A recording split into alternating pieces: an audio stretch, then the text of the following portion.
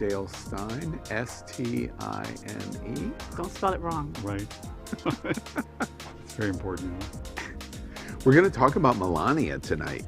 Oh, Melania. I was invited to tea at the White House. You were. Oh, wait, no. I wasn't invited, but we've And got apparently no We've got one the tea. else is either. We've got the tea. Did you see the picture of the aide carrying out the bust statue out of the back door? Yes. That's amazing, isn't it? Unbelievable. We're going to find out. Next week, we are going to find out all kinds of things. We're just going to be shocked. Will we be shocked though? We were going to be shocked. There's going to be stuff that's hidden that is just going to blow us away. I bet $20. You want to bet me 20? No way. I know. No way. I'm not betting. I have a dream. My 4 little children will one day live in a nation where they will not be judged by the color of their skin, but by the content of their character. I have a dream today.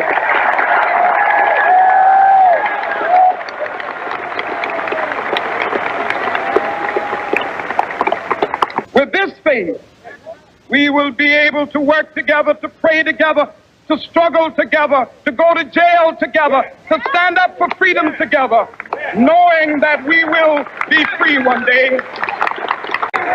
Let freedom ring, and when this happens, when we allow freedom to ring, when we let it ring from every village and every hamlet, from every state and every city, we will be able to speed up that day when all of God's children, black men and white men, Jews and Gentiles, Protestants and Catholics, will be able to join hands and sing in the words of the old Negro spiritual, free at last, free at last. Thank God Almighty, we are free at last. Well, Queer News tonight is going to celebrate Martin Luther King Day with a beautiful LGBTQ tribute coming up in just moments. Welcome to Queer News Tonight, the world's first and only LGBTQ daily evening news. It's time to queer up the news. Good evening, LGBTQ world. It's 7 p.m. Monday, January 18th, and we are literally out of the closet and into the headlines. So many of your important stories we are going to tell this evening on Queer News Tonight. The world's first live daily queer evening news show, Out of the Closet and Into the Headlines on Q News Tonight. Well, thank you for joining Queer News Tonight. This is a live, unedited LGBTQ evening news show. Whatever happens, you're going to see it. And this evening, we bring you the news of and a perspective representing the LGBTQ community from South Florida, America, and across our world. I'm your Queer News Tonight anchor, Al Ferguson, and tonight let's welcome anchor Faye What? She's out, she's proud, and she's certainly loud. She's a Latina to be reckoned with, half Puerto Rican, half Colombian, 100% frickin' Jersey. She's a radio personality and has the popular blog and YouTube channel, Faye What? Aiming to unite the L and the G in the LGBTQ. She's also a board member of Unity Coalition, a hostess and MC for many South Florida events, and an animal advocate, and the owner of Faye's Fur Family, dedicated to providing excellent service to your pets. Good evening, Faye. Hola, mi gente. Hi. And let's also welcome anchor Dale Stein. He has his master's degree in opera from world-renowned, ever heard of it, Juilliard School. He is also one of South Florida's most sought-after photographers. Dale is currently the director of music ministry at the Unity on the Bay and moderator of the popular Facebook group Miami Gay List with more than 17,000 members. Good evening, Dale. Hello, happy to be here. All right, well, tonight, let's begin with the queer headlines. The LGBTQ community in South Florida and across America is diverse. Our community across the world is vast, and here are the bullet points of the queer news for today, Monday, January 28th. Let's begin by queering up breaking Q news. Remembering Martin Luther King through powerful queer poem of our LGBTQ dream. Martin Luther King reminds us all not to sleep through the day or to sleep through our lives. The Black community has so much in common with the LGBT, Latino, and other minority communities. So at Queer News Tonight, we decided to honor MLK's national holiday with a poem called Queer Utopia Lives, part of a series created by GCN LGBTQ News, asking LGBTQ artists, activists, makers, thinkers, and dreamers to make art based on their responses to their boldest of imaginings. Poet Ali Bell and Neev Alouf dream in Queer Utopia Lives. Ali is a non-binary trans activist and a poet, and they are founder of Trans and Intersex Pride Dublin. Nave collaborated in the imaging. Since Martin Luther King's dream of the 60s, we have experienced the Stonewall riots of the 1960s, gay pride of the 70s and 80s, MLK's national holiday celebration creation in the 90s, Latino rights in the 20-teens, and now BLM in 2020 and 2021. So join us in celebration of the dream of Martin Luther King in Queer Utopia Lives. Queer future. I open my eyes as hands drag me out. Ashes around me rise up as the roots entwined in my skin. Break out. We have broken out from under the boot that has held us down. The system of dysfunction, profit put before lives. Eyes glide against the landscape, and yes, now we can begin again. A new world, a new future can be built. Norms smashed through like all of these closet doors. Life can be beautiful. Life will be freeing, where people's lives are valued more than bodies on a production line. Where gender is felt in colors, more than just blue and pink, of gold, of green, of red. Where bed sheets aren't sewn in threads of shame and heads aren't lying on pillowcases, wishing, hoping, wanting to be someone else, someone deemed as normal. Hands cusped tight as voices whisper in melancholic prayer. Someone they want, someone that pleases them. Guilt taught from a young age, from pews that spew hate, masqueraded as love.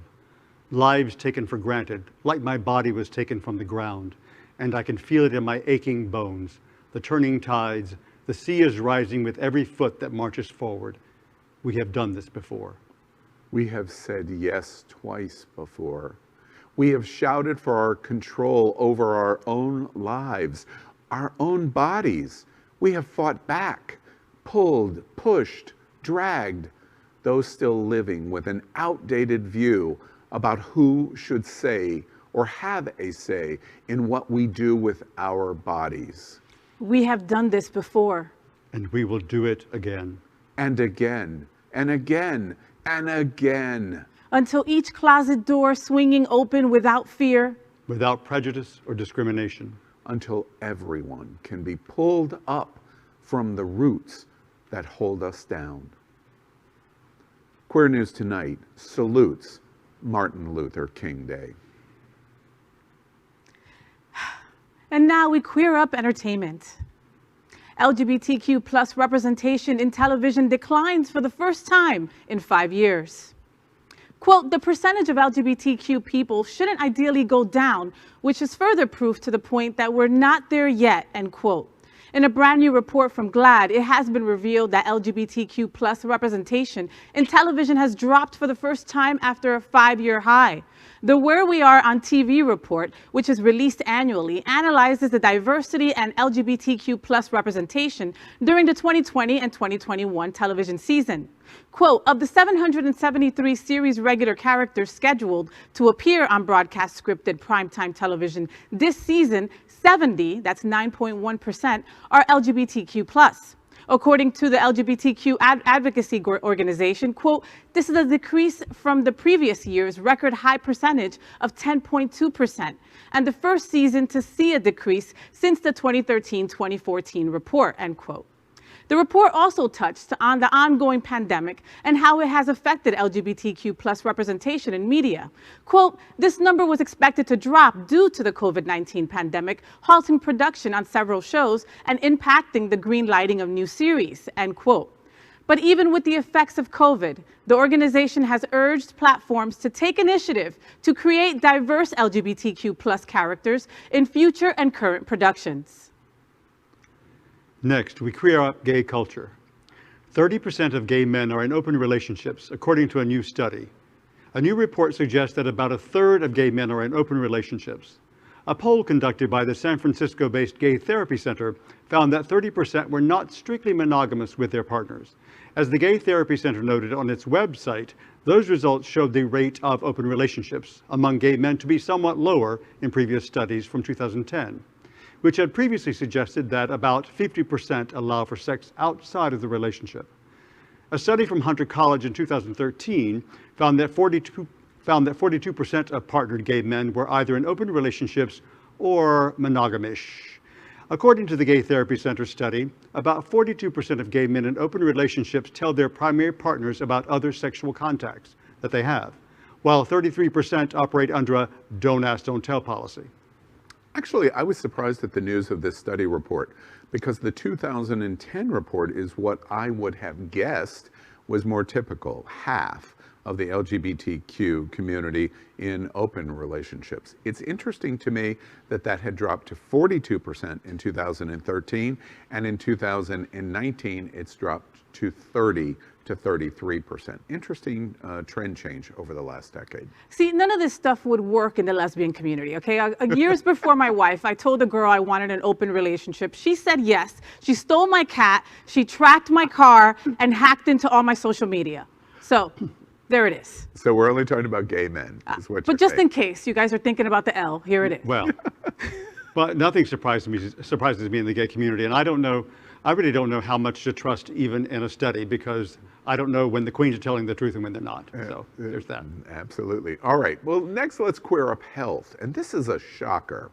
A brand new study reports that PrEP use is low among gay and bisexual men in America. A new study has shown a rise in familiarity and favorable opinion of PrEP, medicine that can be taken to prevent contracting HIV among men at risk in the LGBTQ community. The study from the University of California at Los Angeles, UCLA, presented mixed results though, with less than 1 in 10 eligible men consistently taking the drug, sold under the names Truvada and Descovy. While PrEP use increased by 90% during a portion of the study, consistent use was found to be less than 10% among eligible at-risk men. The study found that over 2/3 of the study participants had previously heard of PrEP, and 90% reported a willingness to use the drug. However, the study found that actual use of PrEP lagged far behind those sentiments. For example, 33% of those participants who used the drug discontinued its use by the end of the study. And according to the study, quote, PrEP use among gay and bisexual men remains low in the United States, end quote, and that there is substantial room for improvement. Among the barriers cites for PrEP use are the cost of the drug, lack of access to a provider, and poor communication between patient and provider. So boys, I feel that I'm like totally out of the loop with this one, because I thought that PrEP was really used a lot more. Maybe this is an LA, Miami, difference thing. I don't know. I was under the impression that PrEP was used a lot. I mean, I know that initially PrEP was for you to protect yourself from your partner, and then people ended up just using it amok, instead of condoms. So education is important, visibility is important, PrEP's out there if you need it, get the information you need. I thought all my friends that are active sexually, I thought they were all taking PrEP. So I'm really surprised at this study. I can't understand why the numbers would have changed so dramatically. It's a curiosity to me. I think it is word of mouth assumption. That's what we see from the word of mouth of what is being said is happening and what the actual results are. One of the smoking guns in this story is that they started the study in the length of time of the study. We don't know the length of time, but I imagine it is quite long, that they used PrEP at the beginning, but they were no longer on PrEP at the end, which is the same as not being on PrEP. So that's one of the things that we learned. And in terms of Faye's point, actually the news of this study is even worse than what Faye just thought of, because it's not a Miami, Los Angeles thing. In fact, it's inverse of that. Los Angeles and South Florida have high awareness of the need of PrEP, which means in rural communities across the country, the cost and access is even worse. So I suspect the numbers, if you were in a national survey study, would even report worse numbers of the use of PrEP. Now we know why Truvada advertises the way they do, because they knew all along it was not being used at the degree that it was necessary. Very true. Wow, big news. Yeah. Next, we queer up LGBTQ, America's salute to Trump farewell forever. Melania will meet Dr. Jill Biden for tea, won't even talk to her on the phone. Until Trump is gone, Queer News Tonight will run this segment about his farewell. Tonight, we focus on the First Lady. It has been a tradition for nearly 100 years for the outgoing First Lady to host a tea for the incoming First Lady. Until 2021 and Melania Trump, of course, Dr. Jill Biden's office says they haven't heard a peep from Melania Trump's office. And it's looking increasingly like they'll never get to have their tea time. The tea and the tour of the White House is one of the last unofficial duties as First Lady of the United States, and part of that whole peaceful transition of power thing. But it doesn't appear Melania plans on doing that because time is quickly running out and nothing has been scheduled. According to Michael LaRosa, spokesman for Dr. Biden, he said, quote, "We have not heard from the First Lady's office," end quote. How fitting and so totally Trump. Oy. I don't know. I mean, that's the real tea. I think the real tea is the story.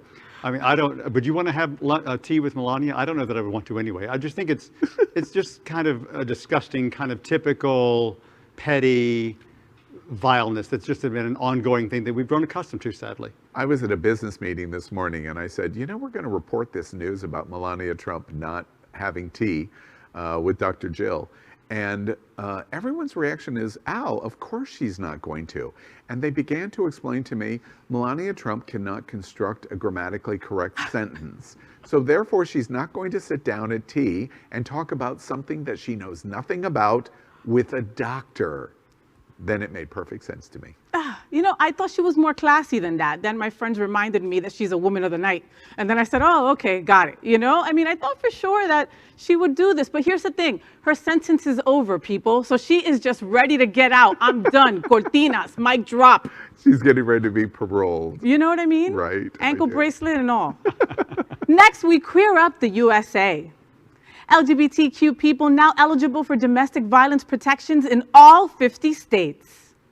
LGBTQ North Carolinians in unmarried dating relationships must have the same access to domestic violence protections as people in heterosexual relationships, according to a recent North Carolina Court of Appeals ruling. The state was the last in the USA to bar same-sex couples from some of the stronger legal protections from domestic violence, according to the American Civil Liberties Union. The court ruled that the North Carolina law violated the state constitution and the due process and equal protections clauses of the 14th Amendment. The law defines a, quote, personal relationship, end quote, as persons of the opposite sex who have lived together or are in a dating relationship. ACLU attorney Amelie McCool said, quote, North Carolina was the last state in the country to discriminate against same-sex dating couples trying to obtain domestic violence protections just because of their LGBTQ status. So we are so thrilled that we now have this very comprehensive decision outlining why this discrimination is unconstitutional, end quote. The news is historic for the LGBTQ community. Next, we queer up the USA. Former Islamist fighter who killed 3 gay men sentenced to life in prison. A former Islamist militant fighter will spend the rest of his life in prison after murdering 3 gay men in what prosecutors called, quote, an act of religious jihad, end of quote. In June 2020, Kahiri Sadillah, 26, embarked on a stabbing spree in a park in Reading, England. Joseph Ritchie Bennett, 39, David Walls, 49, and James Furlong, 36, were killed, and 3 others were injured in the attack, which lasted less than 1 minute. Judge Nigel Sweeney called Sadillah's spree a terrorist attack and said it was, quote, so swift, ruthless, and brutal that none of them had any chance to react, let alone to defend themselves, end of quote. Witnesses reported that Sadillah yelled, Alaiha Akbar, which means God is the greatest, during the attack, which was conducted with an 8-inch knife. Sadillah, a refugee from Libya, was granted asylum in the UK in 2012 after reportedly lying about his history. The court heard that prior to his asylum application, Sadillah had served with Libyan Islamic militant group Ansar al-Sharia, which was later banned. Kath Barnes, head of counterterrorism of Britain's Southeast, said, quote, the horrors of this incident took just a single minute to unfold. It took him less than 10 seconds to kill 3 innocent men, and he then went on to attack and tried to kill another 3 men. In that tiny time frame, he changed the lives of all those involved forever, end of quote. Well, that is our queer headlines for today, so let's catch up on the LGBTQ news surrounding COVID-19 with our special segment called Quarantine Quickies. Tonight we report the devastating effect that coronavirus has had on the American and worldwide LGBTQ community in the total number of cases and deaths inside our community. So we queer up Quarantine Quickies. Michael Henry takes a no prisoners view in a new video about gays over COVID. Leave it to the always reliable Michael Henry to savage gay life in the most hilarious way possible. In his newest video, Henry takes on gays skeptical of a COVID-19 vaccine and those who jaunt off to Puerto Vallarta to party during the pandemic over New Year's. With recounts of adventures in Puerto Vallarta and the number of cosmetic injectables absorbed in preparation, Michael won't stand for it. He says, quote, you trust partying in Mexico? Circuit parties, Botox, Four Loko, key bumps from strangers, and little blue penis pills you buy at the gas station, but you don't trust the COVID-19 vaccine? My brain is leaking out of my skull, and you're making it do that. It's a must-see video of everything COVID-19 and gays over COVID, and here is just a soundbite sample. Watch this. So you were one of those gays that went to Puerto Vallarta for New Year's Eve? Yes, but it was just me and my closest friends. 25 of us in a 3-bedroom house. Can you believe? I can't believe you. But don't worry, I did all the proper preparing, Botox, filler, and some juice to make my muscles look swole. Good call. Yeah, I didn't want to risk looking bad in my Instagram posts. So let me get this straight. During a global pandemic, you thought that it was a smart idea to travel to Mexico and party it up at circuit parties? Did you at least use masks? Oh honey, they used me. I was a dirty little piggy, and Puerto Vallarta was my market. Wink, wink. Yet you're skeptical of getting a COVID vaccine. Yeah, I don't know what's in that thing.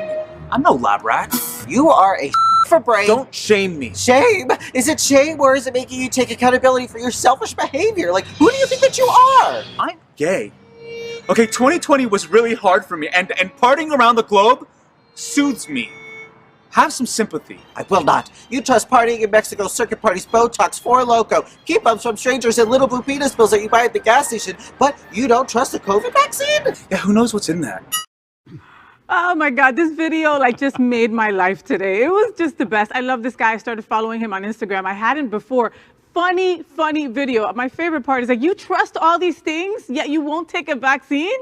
You know, I mean, Four Locos, that was the last thing I drank before I got sober, and I wouldn't trust that for anybody. I just think he's amazing how he just calls it out and calls it like it is, because I think it needs to be done, and I'm glad he's doing it. I think it's important work that he's doing, yeah, and very entertaining. Yeah, I like Michael Henry because when I watch him, I can see his thought bubble above his head, and anytime that you can do that, you're watching somebody that's very, very special. And of course, he calls this event out to the T, gays over COVID is certainly a major topic in the LGBTQ community, so I'm glad he did it. Well, that is our COVID-19 news for tonight. Next, we report that Happening on Television Network tries to help support our LGBTQ community. An example is here at the Sunshine Cathedral, the world's largest queer church here in Fort Lauderdale. And we are broadcasting from our permanent set in supporting that partnership. The network broadcasts the largest LGBTQ religious broadcast in the world, with more than 30,000 watching every Sunday at 10:30 a.m. Eastern, and it's totally live. We encourage you to tune in. Our campaign of sponsorship proudly supports Sunshine Cathedral is my queer church. Watch this.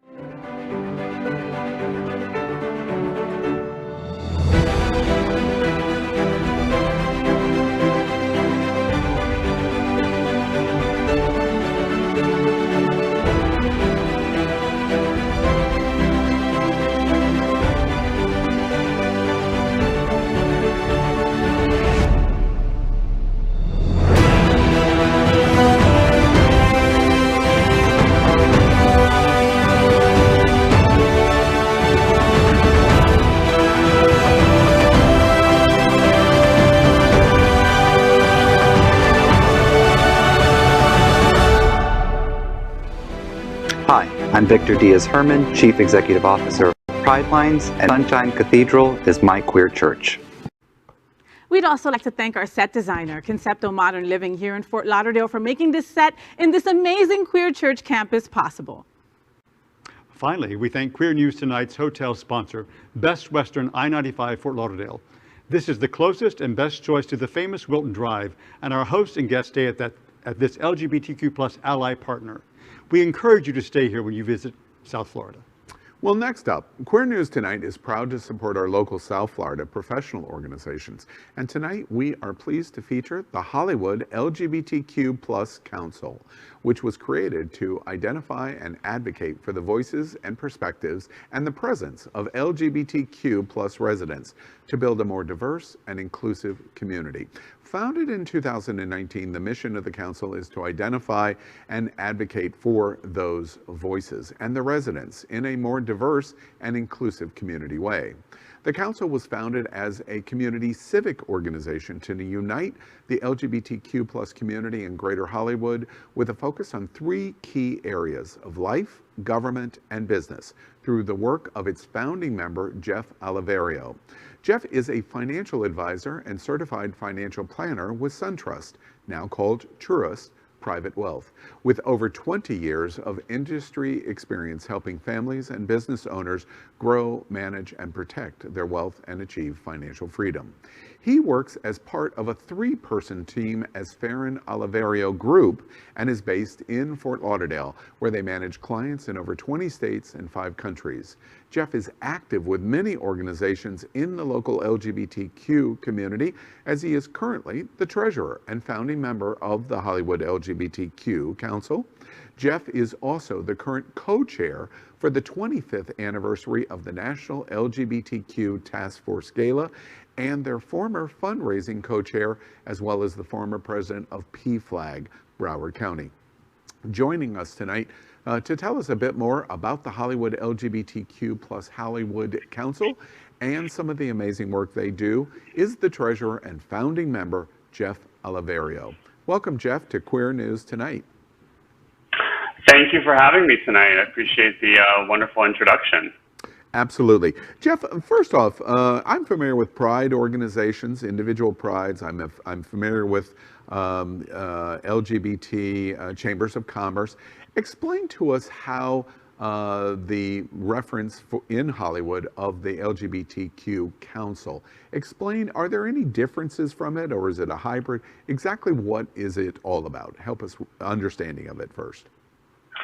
Yeah, that's a great question, and it really brought us back to what our mission was. We kind of came together as a group of friends that realized we were a bunch of LGBTQ+ people living within the city of Hollywood, but there was no representation for us outside of our hubs in Miami and Wilton Manors, Fort Lauderdale. And out of that grew this council, where we decided to, as you described, come together more as a civic organization and focus on a way to unite the community and provide representation in different facets of life, and including, government, the business, and also having some social aspects to unite people that don't live in, the typical gay enclaves that we have here in South Florida. Well, and interesting, it brings me to the question. For audience, if you're here in South Florida, you know Hollywood. If you're not here in South Florida watching Jeff Oliverio,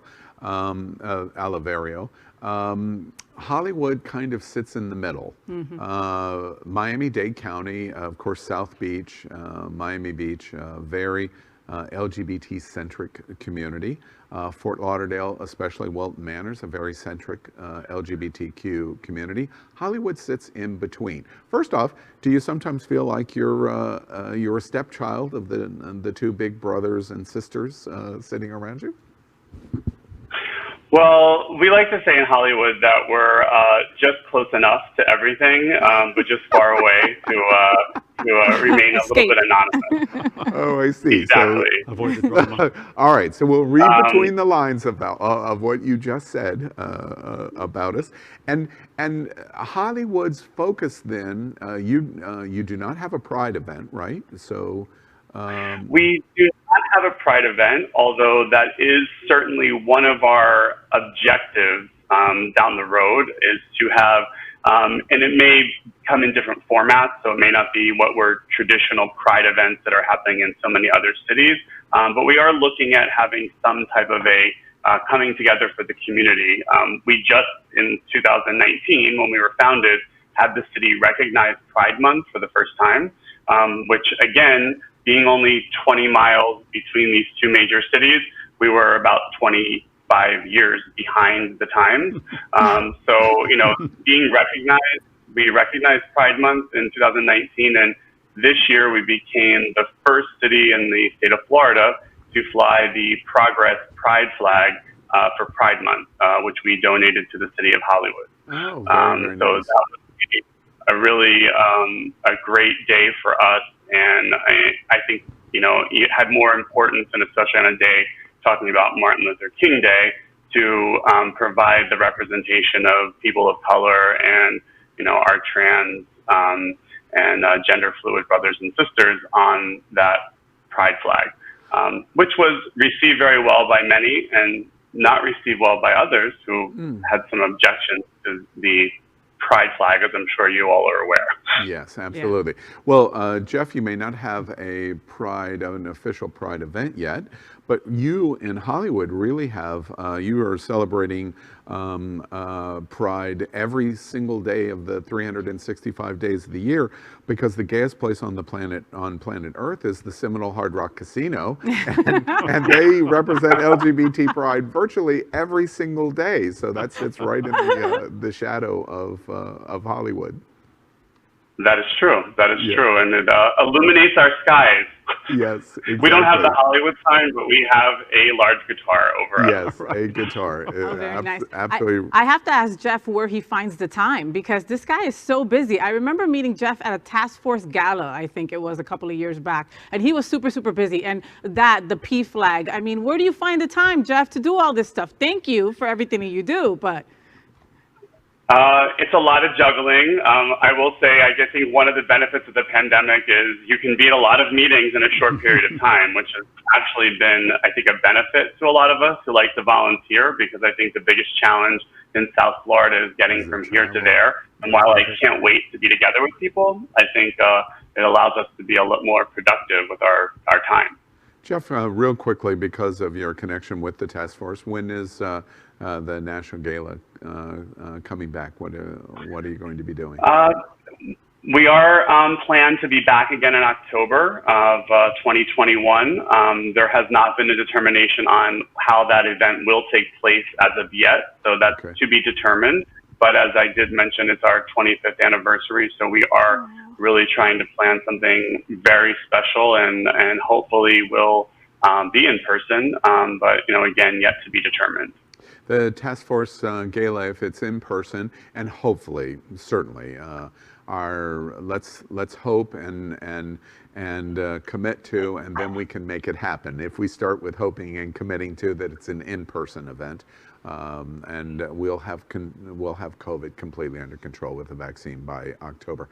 Is there any chance that the task force national fundraiser would be in Broward County, or for sure is going to be in Dade County?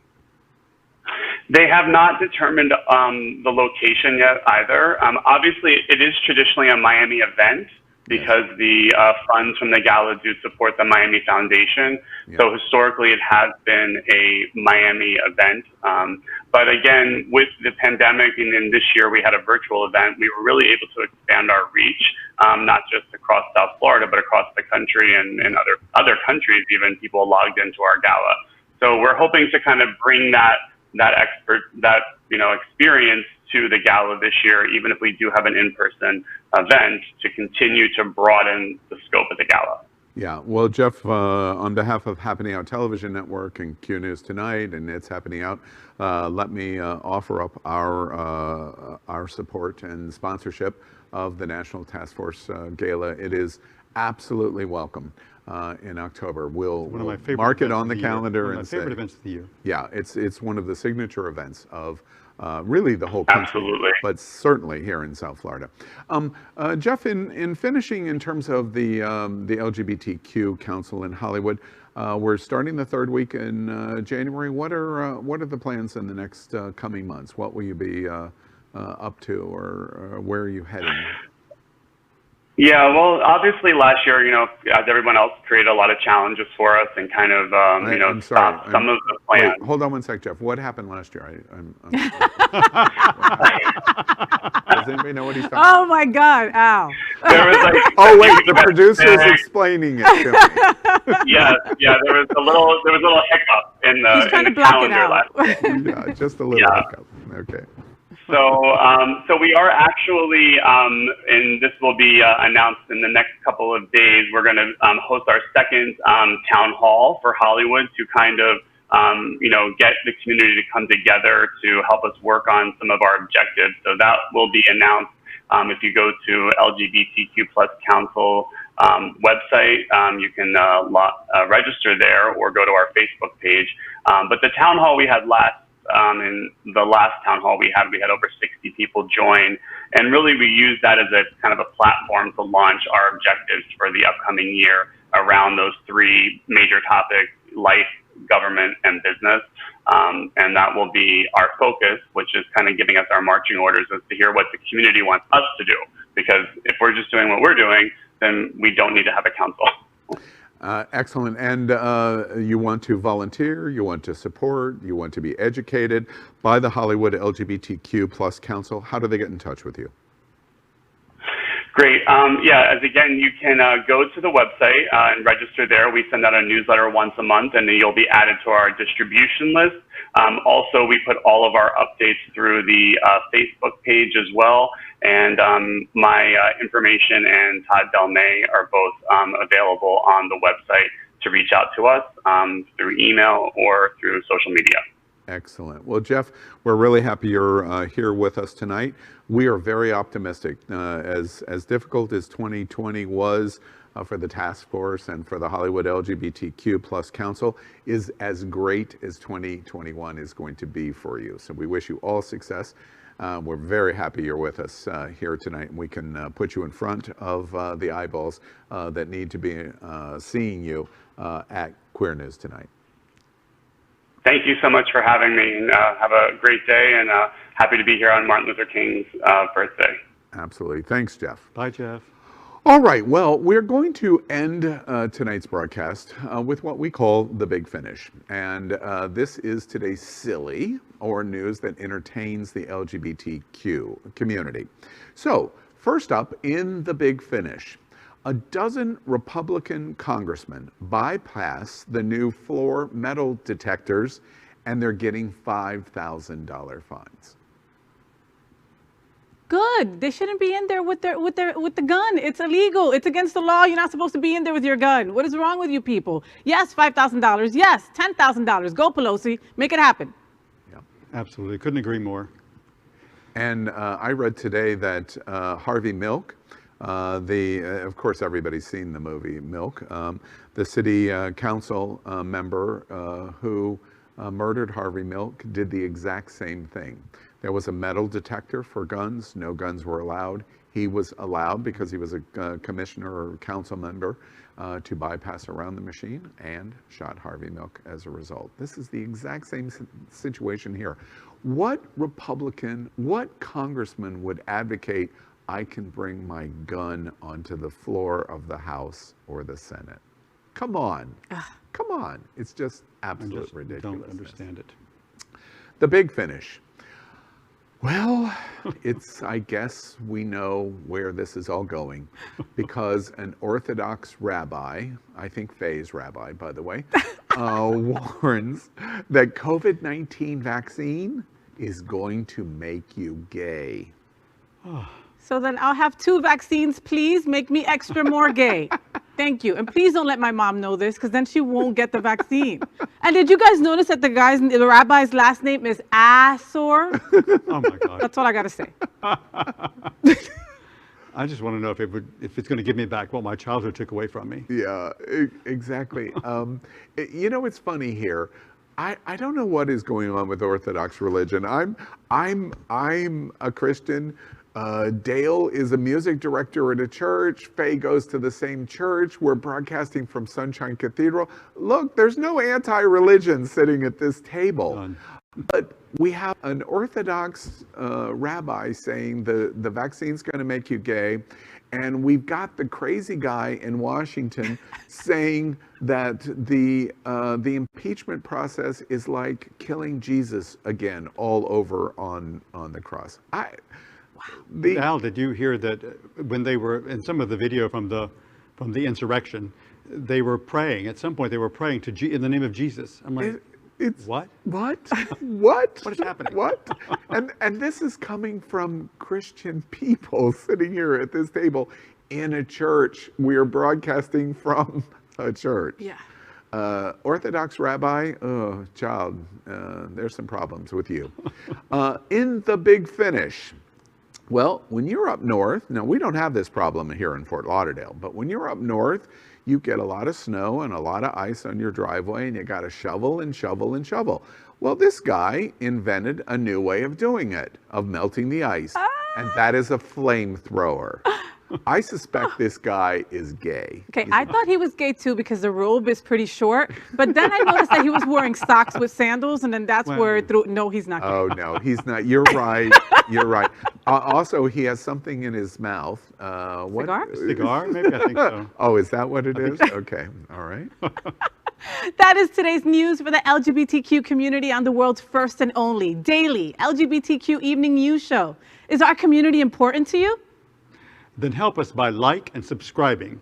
Ring the bell for updates. Share this news. We're the only television live video news that is out of the closet and into the headlines. We need your support. And I'm your anchor, Al Ferguson, and on behalf of anchors Faye Watt and Dale Stein, we'll see you daily and tomorrow night at 7 p.m. Good night, America.